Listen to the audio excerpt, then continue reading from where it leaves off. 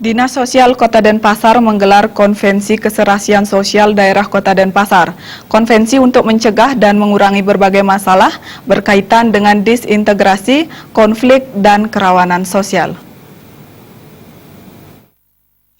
Kebetulan ketuanya Kepala Dinas Sosial Kota Denpasar, Made Martajaya mengatakan, nilai dasar yang menjadi pijakan dalam keserasian sosial di daerah adalah keseimbangan, keselarasan, dan keharmonisan. Untuk itu, pihaknya menyambut baik adanya penyelenggaraan konvensi keserasian sosial, mengingat masalah yang terkait dengan disintegrasi sosial, konflik sosial dan kerusuhan, serta kerawanan sosial lainnya. Akan lebih efektif jika secara dini masalah-masalah tersebut sudah dikenali, diprediksi, dan dicegah melalui sistem deteksi dan respon dini. Dalam pencegahan konflik sosial bukan hanya sekedar pendekatan keamanan dan pembangunan fisik, melainkan perlu pendekatan budaya serta nilai-nilai luhur yang dimiliki bangsa Indonesia, yakni kegotong royongan, kepedulian, menghormati perbedaan, dan toleransi dalam mencegah konflik membesar. Konsep baru program keserasian sosial harus tetap menjaga nilai-nilai kearifan yang diwariskan leluhur bangsa. Hal itu dilakukan dalam merespon isu-isu aktual, baik yang bersumber dari dalam maupun luar negeri, seperti radikalisme, terorisme, gerakan intoleran, dan politik adu domba, sehingga potensi konflik sosial dapat ditingkatkan.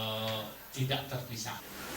Mantah pelaksanaan tur pemiliknya ini dari saking tokoh-tokoh masyarakat dari Tandri Kodo Denpasar melalui Mekadi tokoh agama, tokoh adat, tokoh pemuda. Ini tujuannya wantah pelaksanaan konvensi keserasian sosial menggering masyarakat ini kewenangan konflik sosial ring kontak Denpasar bina ke kota sani berwawasan budaya kekayaan puniki keustayaan aksentuasi mandani kejantanan kewenangannya di lan ngamulihan ring sani becik mandaning presiden gelis ring sekacan usaha utamanya nih ring sejeroning